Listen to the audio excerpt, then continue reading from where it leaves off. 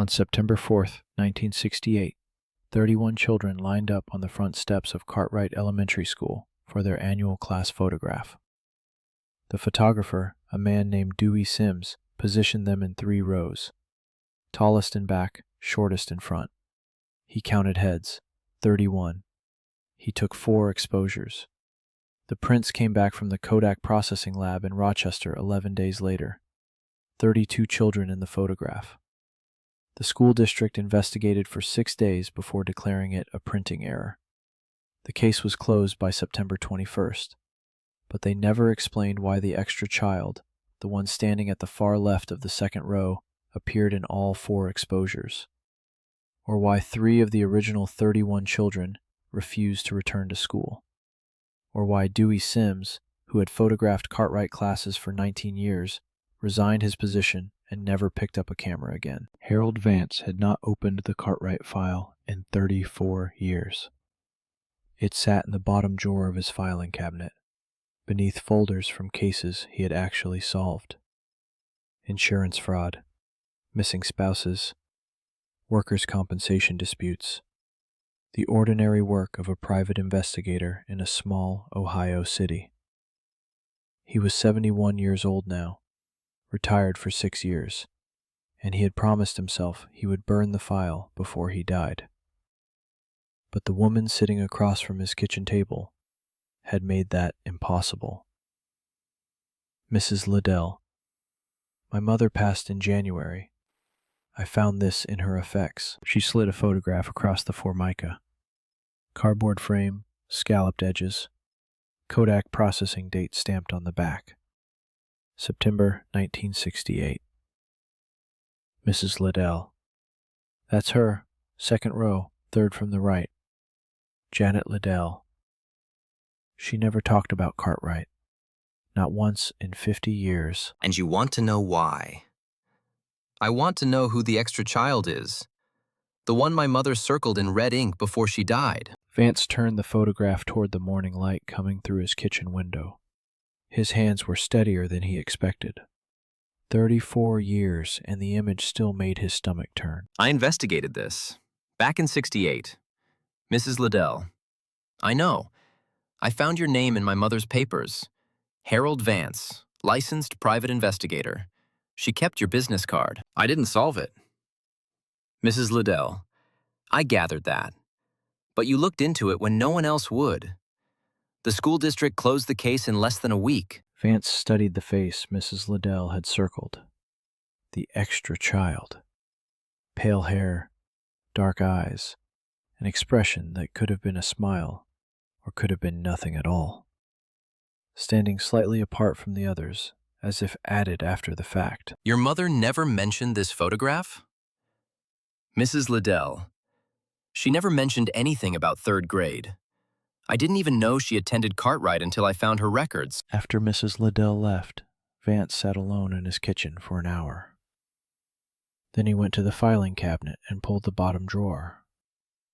The manila folder was exactly where he had left it in 1968. Stuffed thick with papers, photographs, interview transcripts. His handwriting from 3 decades ago, when his hands had been steady and his mind had been sharp. He spread the contents across his kitchen table. 31 enrollment forms from the school district. 31 permission slips for the photograph, signed by parents. 31 names on the class roster for Mrs. Evelyn Tate's 3rd grade class. But 32 children in every exposure Dewey Sims had taken. Vance had interviewed 19 of those children in 1968. Most remembered nothing unusual, but 3 of them, the ones who had refused to return to school, had told him the same thing. They said the extra child had always been there. That was the problem. They remembered playing with a child who, according to every official record, did not exist. Vance drove to the Cartwright school the next morning. It had been a middle school since 1982, then a community center since 1994. Now it was a building for lease, windows papered over, playground equipment rusted in the September sun. He stood on the front steps where Dewey Sims had positioned 32 children, or 31, depending on who was counting. The concrete was cracked now, weeds pushing through. But the proportions were right. 3 rows would fit. He could almost see them. Third from the right, second row. That was where Janet Liddell had stood.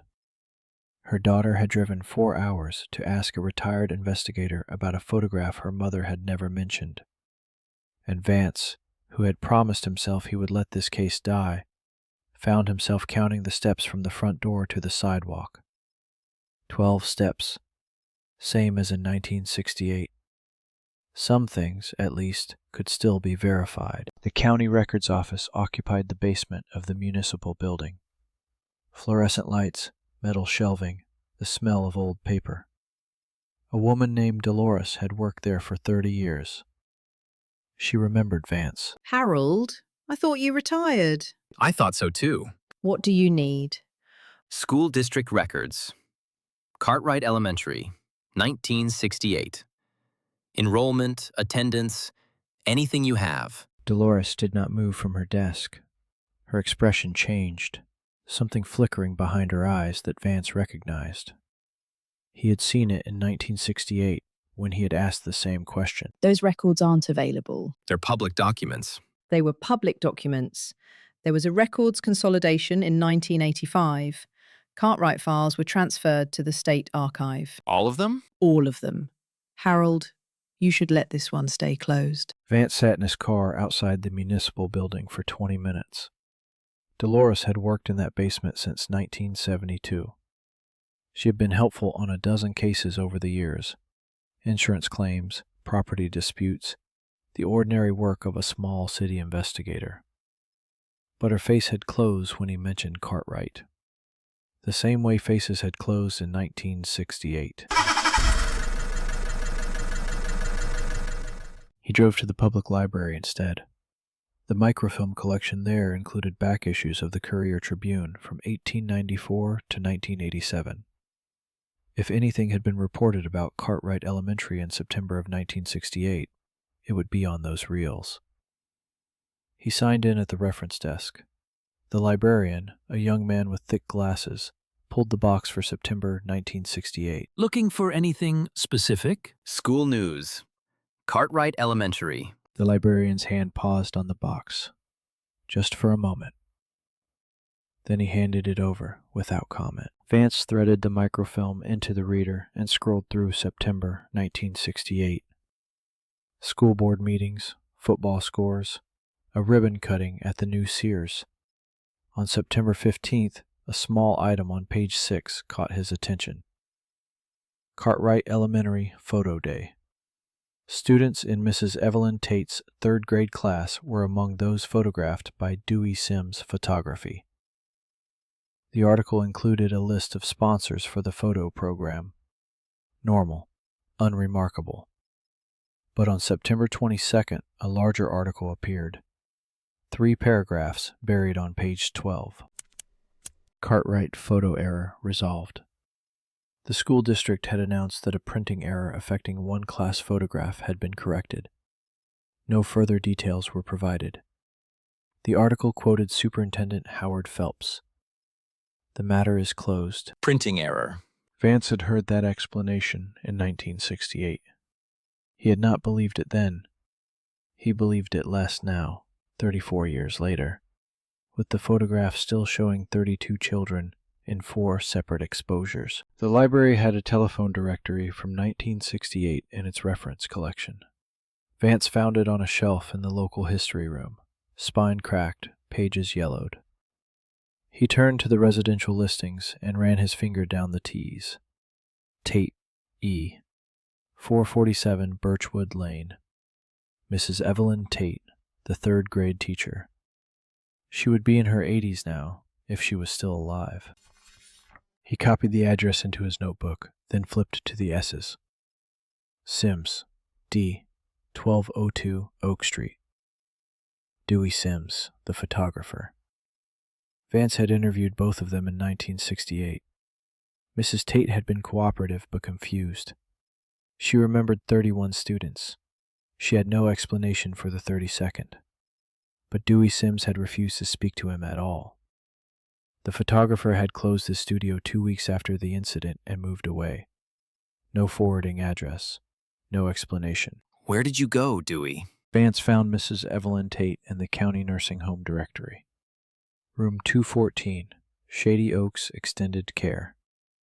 He called ahead. The nurse who answered said Mrs. Tate had good days and bad days, and today was somewhere in between. She doesn't get many visitors. Are you family? I'm an old acquaintance. We met in 1968. That's a long time ago. Yes, it is. He drove to Shady Oaks that afternoon. The building smelled of disinfectant and institutional cooking. Mrs. Tate was sitting in a wheelchair by the window of her room, watching the parking lot. She was smaller than Vance remembered, her hair white now instead of brown, her hands folded in her lap like a child waiting to be called on. Mrs. Tate? I'm Harold Vance. I came to see you about Cartwright. Her head turned slowly. Something moved behind her eyes. Recognition, or fear, or both. Mrs. Tate, you're the detective, the one who kept asking about the photograph. Vance pulled a plastic chair close to Mrs. Tate's wheelchair. She had not taken her eyes off him since he entered the room. You remember me? Mrs. Tate. I remember everyone who asked about that class. There weren't many. You, the superintendent, a woman from the school board. That was all. What did the superintendent ask you? Mrs. Tate. He asked me to count my students. I counted them every morning. 31. Always 31. But the photograph showed 32. Mrs. Tate's hands tightened in her lap. She turned back toward the window. Mrs. Tate. The photograph showed what it showed. I can only tell you what I counted. Mrs. Tate, I spoke to some of your students in 1968. 3 of them told me they remembered a classmate who wasn't on the roster, a child who sat with them at lunch, played with them at recess. Mrs. Tate, children have active imaginations. All 3 of them described the same child, same hair color, same seat in the classroom, 3rd row from the front, by the window. Mrs. Tate was quiet for a long time. The only sound was the distant squeak of a medication cart in the hallway. Mrs. Tate. There was a desk by the window, 3rd row. Was someone sitting there? Mrs. Tate. The desk was always empty. I kept my grade book there. But sometimes when I looked up from my work, I would think I saw. She stopped. Her hands were shaking now. Mrs. Tate. Mr. Vance, I taught school for 37 years. I had over 1,000 students. I remember faces, names, report cards. But that desk by the window, I don't remember putting it there. I don't remember ordering it. It was just there one day in September, and it stayed there until I retired. Did you ever ask anyone about it? I asked the custodian. He said he didn't put it there. I asked the principal. He said all the desks were accounted for. After a while, I stopped asking. Vance drove back to his house and spread his old files across the kitchen table again. He had interviewed 3 students in 1968 who had refused to return to Cartwright after the photograph was taken. Their names were in his notes: Patricia Dorn, Michael Keyes, Robert Szymanski. All of them had told him the same story. They remembered a classmate who sat by the window. They remembered the classmate's name. Vance found the interview transcript he was looking for. Patricia Dorn, age 8, interviewed September 28, 1968. His own handwriting, 34 years younger. Her name was Ellen. She sat by the window. She was always there before anyone else. Robert Szymanski had said the same thing. So had Michael Keyes, a girl named Ellen who sat by the window and was always there first. But the enrollment records showed no Ellen in Mrs. Tate's 3rd grade class. No Ellen in the entire school. Patricia Dorn was listed in the current phone directory. She had never left town. Vance found her address and drove there the next morning. A small house on a quiet street, well-maintained garden, ceramic frog by the front door. She answered on the second knock. A woman in her early 40s, unremarkable in every way except for the way her face changed when Vance said his name. I remember you. You came to our house when I was 8. You have a good memory. Not for most things. But I remember that week. I remember you asking about Ellen. Can I come in? She hesitated. Her eyes moved past him, scanning the street as if looking for someone. I don't talk about Cartwright. I haven't talked about it in 30 years. I understand, but I'm looking into it again. Someone asked me to. Who? Janet Liddell's daughter. Janet was in your class. Patricia's face went pale. She stepped back from the door. Janet's dead. I read it in the paper. Patricia let him in. The house was neat, filled with ordinary things. Family photographs on the mantel, none from childhood. She made coffee in the kitchen while Vance waited in the living room. Janet and I were friends. Before the photograph. After it, we never spoke again. Why not? Because we both knew. We both remembered Ellen, and we both knew that remembering her was wrong somehow. That we weren't supposed to. What do you mean, wrong? Patricia set down the coffee cups. Her hands were steady, but her voice was not. Mr. Vance, after the photograph was taken, my parents got a visit from a man. He said he was from the school district. He told them that some children had been confused by a prank, and that the best thing to do was not to discuss it. He said talking about it would only make the confusion worse. Did your parents believe him? My parents wanted to believe him, and after a while, they stopped asking me about Ellen.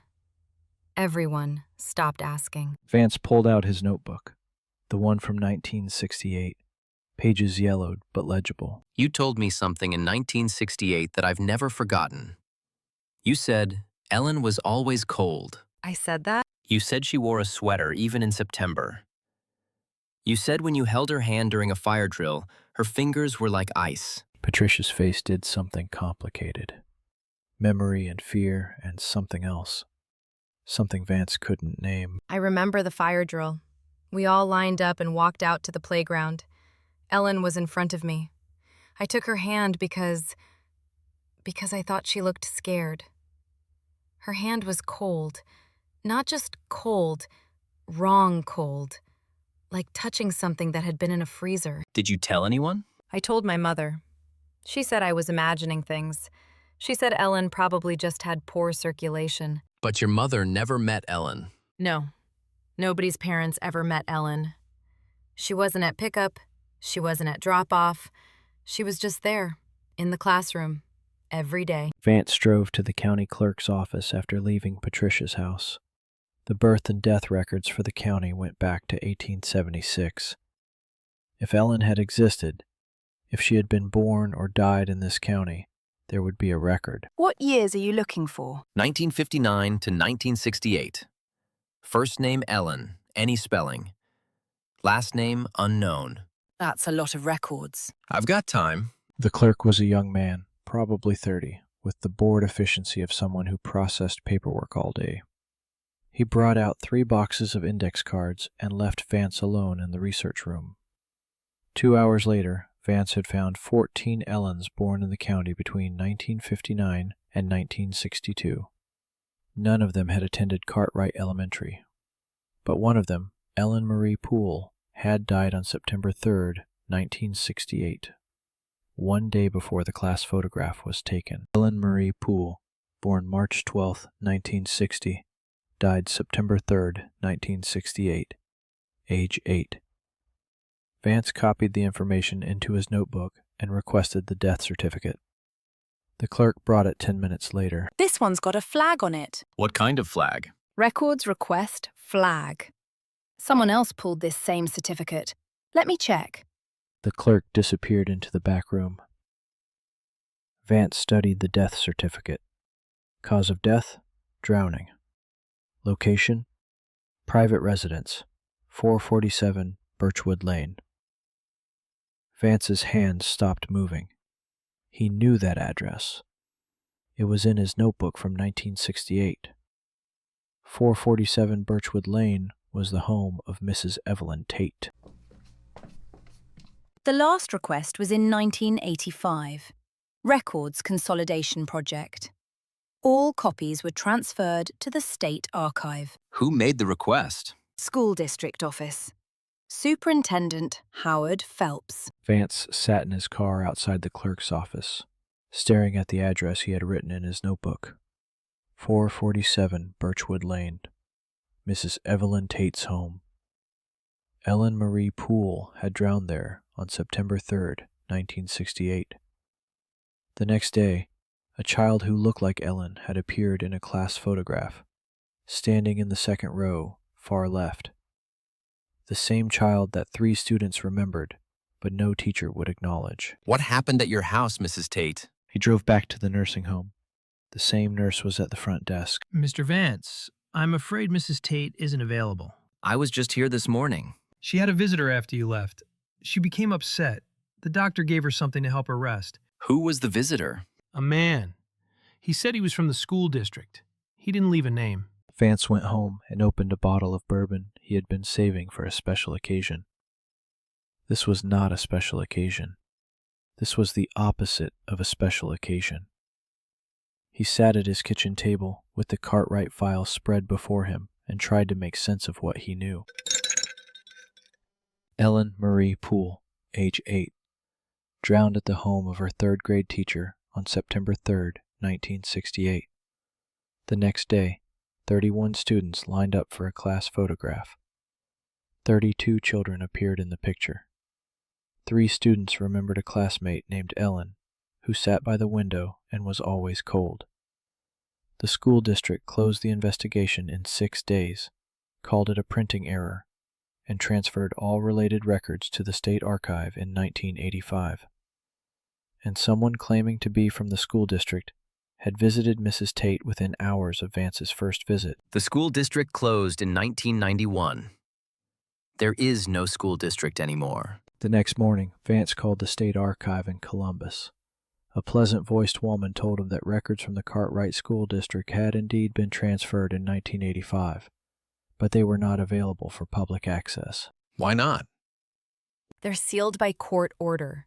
I can't give you any more information than that. What court? What case? I'm sorry, sir. That information is part of the sealed record. Vance hung up the phone and sat in his kitchen, thinking. A court order meant a lawsuit.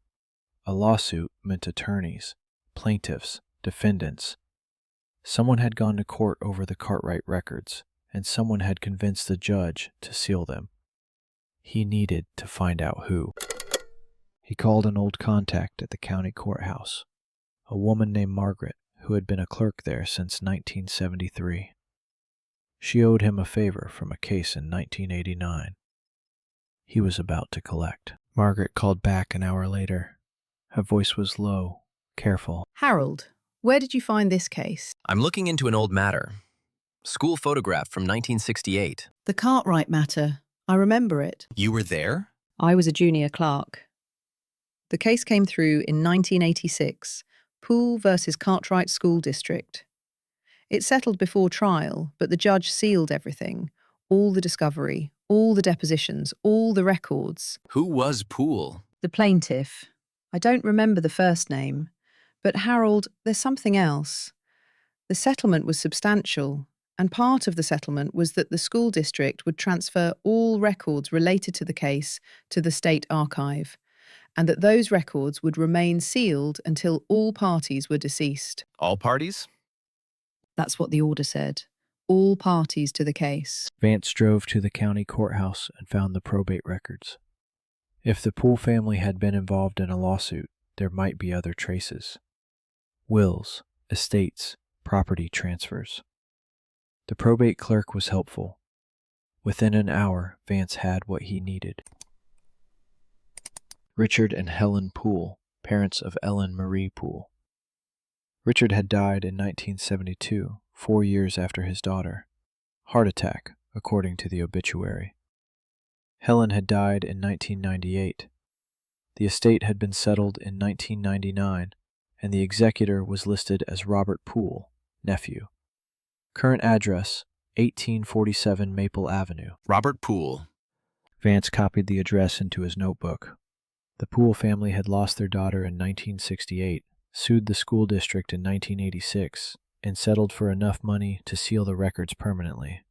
Someone in that family might know what really happened at 447 Birchwood Lane. Robert Poole lived in a split-level house on the east side of town. He was a man in his 60s, heavy-set, with the cautious eyes of someone who had learned not to trust strangers. He did not invite Vance inside. I don't know what you want, but I'm not interested. I'm investigating what happened to your cousin, Ellen Marie. Robert's face changed.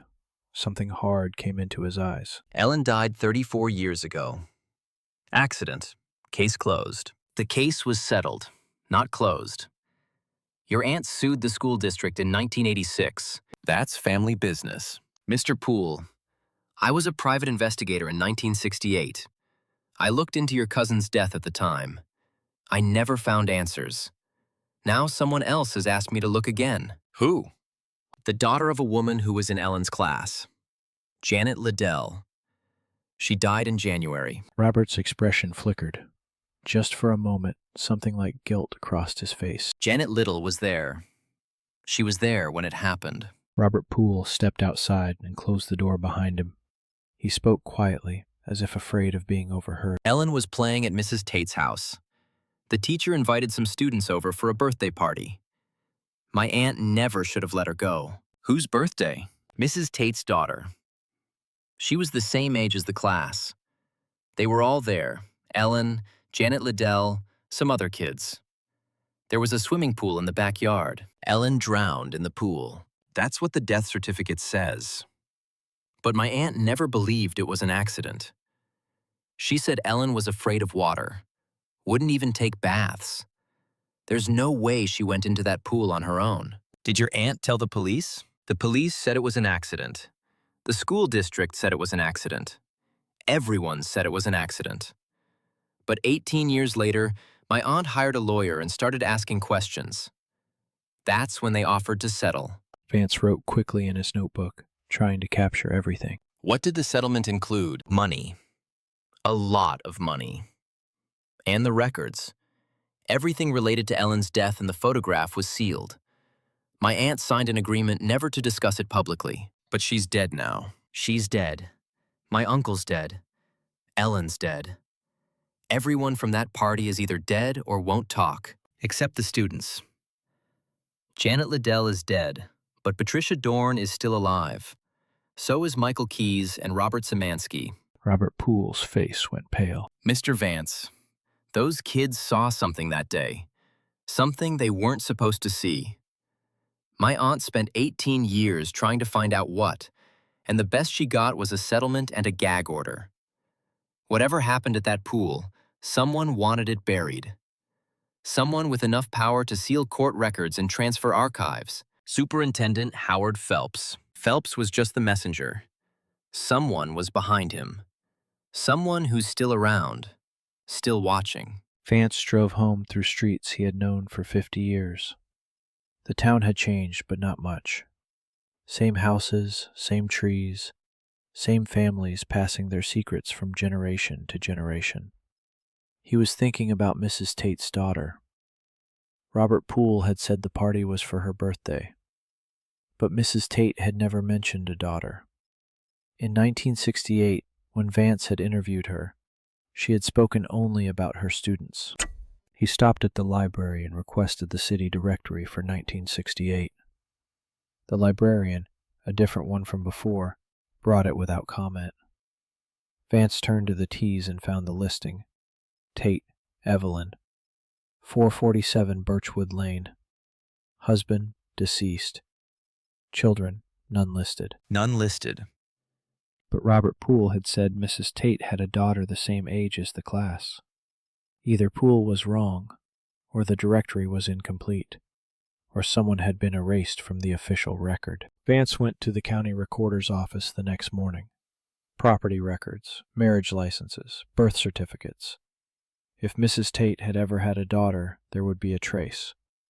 The clerk pulled the files without asking questions. Evelyn Tate, née Morgan. Married Walter Tate in 1952. Husband deceased, 1957. Children.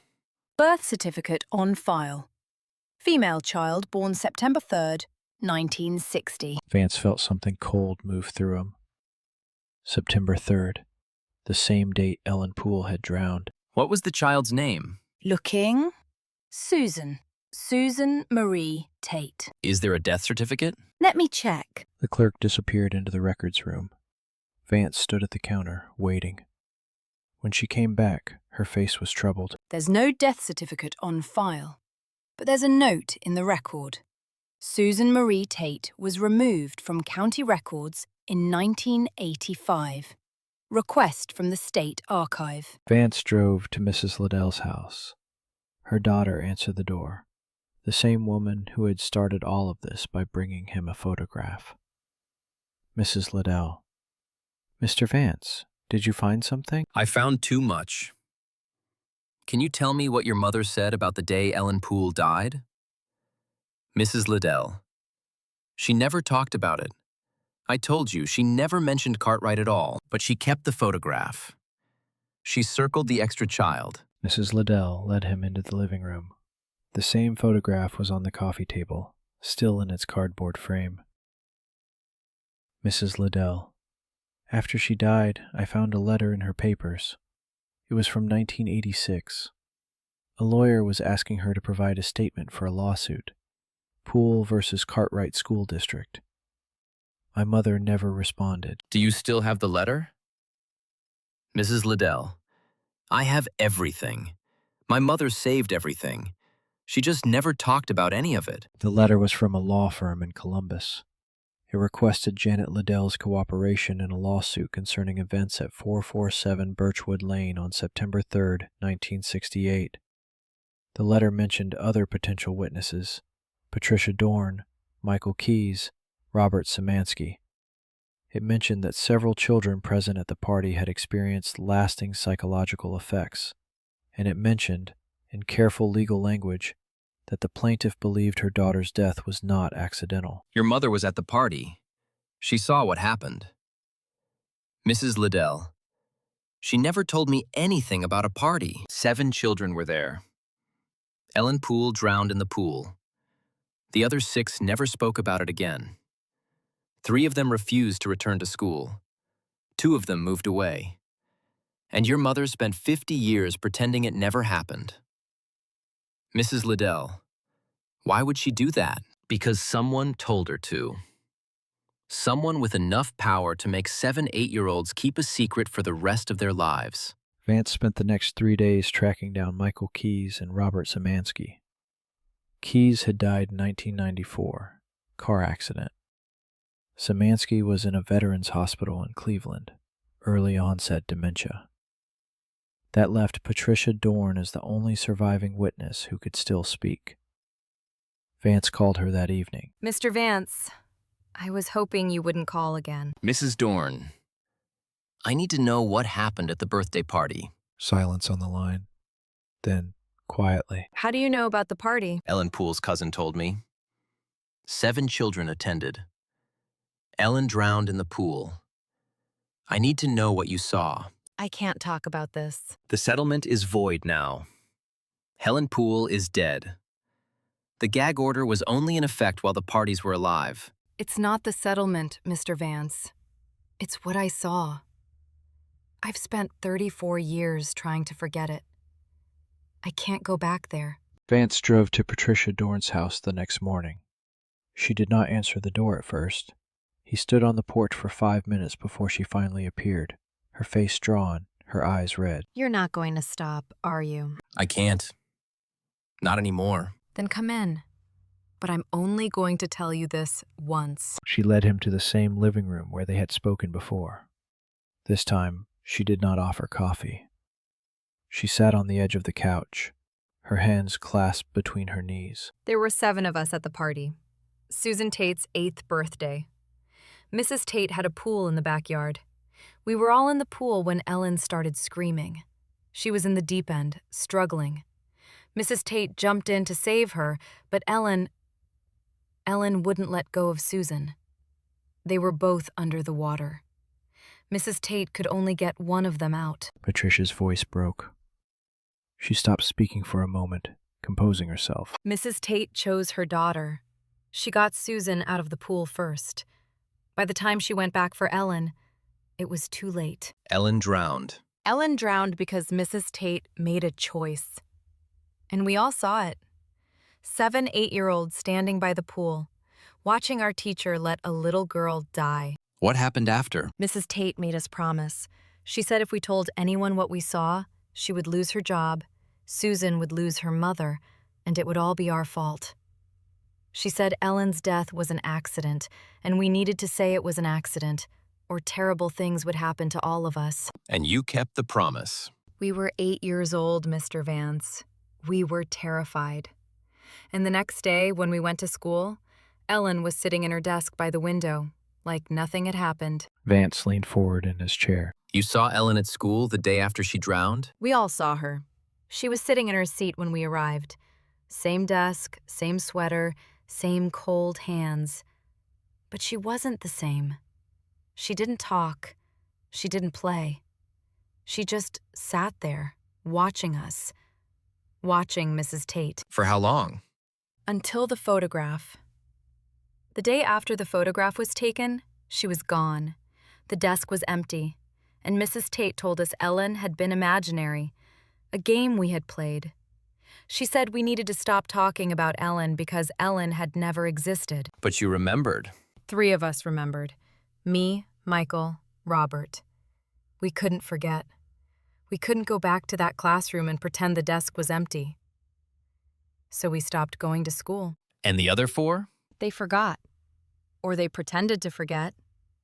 Janet Liddell forgot so hard she never spoke about 3rd grade again. Vance sat with Patricia's story for a long time before speaking again. Mrs. Tate had a daughter named Susan. But Susan isn't in any records after 1985. Susan died. When? I don't know exactly, but I heard from someone that she was in an institution, a hospital. She never recovered from what happened at the pool.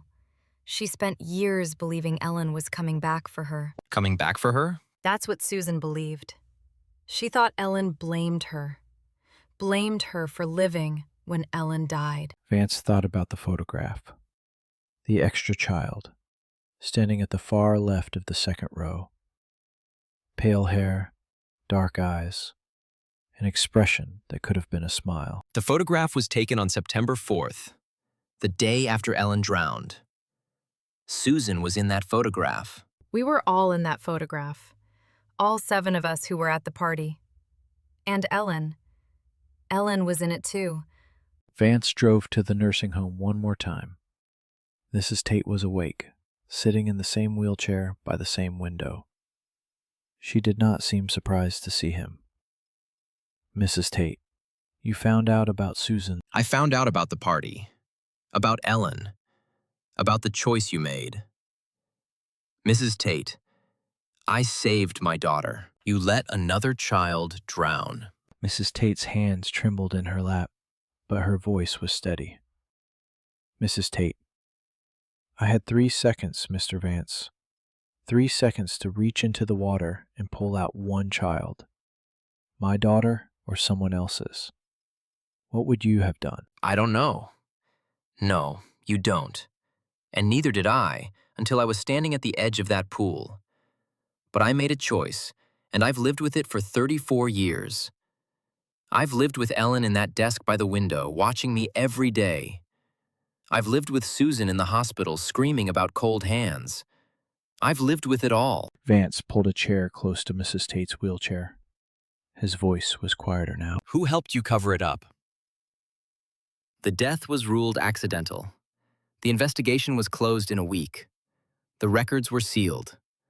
Someone with power made that happen. Mrs. Tate, Howard Phelps, the superintendent, he was at the party. What? He was a family friend. He helped set up the pool. When Ellen drowned, he was the one who called the authorities. He was the one who told the children what to say. He was the one who made it all go away. Phelps is dead.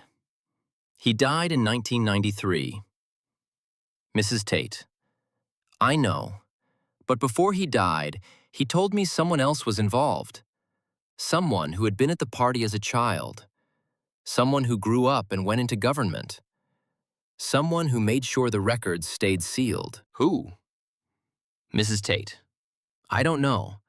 Howard never told me the name. He said it was safer that way. Vance returned to his files. 7 children had attended Susan Tate's birthday party. Ellen Poole, who drowned. Patricia Dorn, who remembered everything. Michael Keyes, dead. Robert Szymanski, incapacitated. Janet Liddell, dead. That left 2 names unaccounted for. Vance went back to his 1968 notes. He had interviewed 19 students from Mrs. Tate's class. 7 of them had attended the party, but he had only identified 5. Ellen, Patricia, Michael, Robert, and Janet. The other 2 had never been named. He found a list of all 31 students in the class. He cross-referenced with the students he had interviewed, 2 names he had never spoken to, David Holbrook and Margaret Phelps. Margaret Phelps. Superintendent Howard Phelps had a daughter in Mrs. Tate's class. His daughter had been at the party, and Margaret Phelps was now Margaret Wheeler, county commissioner. The county commissioner's office was on the 3rd floor of the municipal building. Vance arrived without an appointment. The receptionist tried to stop him, but he walked past her and through the door marked, Margaret Wheeler, Commissioner. Sir, you can't go in there. Margaret Wheeler was sitting behind her desk, a woman in her late 40s with the polished look of someone who had spent her career in government. She did not seem surprised to see him. Mr. Vance, I've been expecting you. Then you know why I'm here. I know you've been asking questions about Cartwright, about my father, about things that happened a very long time ago. You were at the party. You saw Ellen Poole drown. I was 8 years old. And your father covered it up. And you kept it covered. You used your position to make sure those records stayed sealed. Wheeler's face did not change. She reached for her phone. I think this conversation is over. Vance did not leave. He placed a photograph on Commissioner Wheeler's desk. The same photograph Janet Liddell's daughter had brought him. 32 children on the steps of Cartwright Elementary. Here's what happened. Ellen Poole drowned at a party because your teacher made a choice. Your father helped cover it up. 7 children kept a secret for 34 years because they were terrified of what they saw.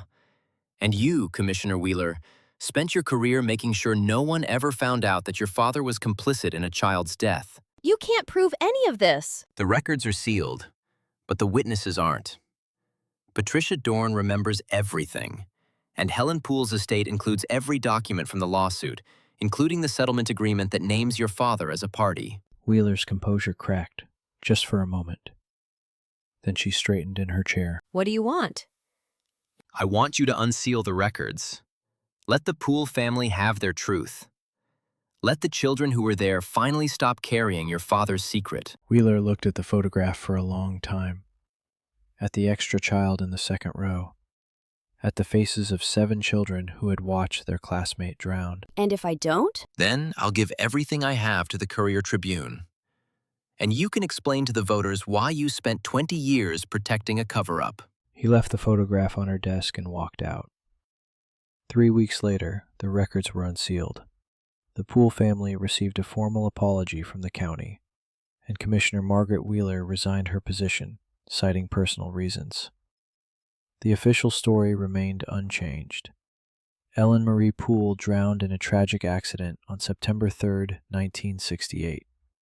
But the photograph still showed 32 children, and Harold Vance, who had spent 34 years trying to understand why, finally closed the file. Some questions, he realized, had answers that could not be found in any archive. Some truths existed only in the memories of children who had learned too young that the world was not safe, and that sometimes the people who were supposed to protect them made choices they could never explain.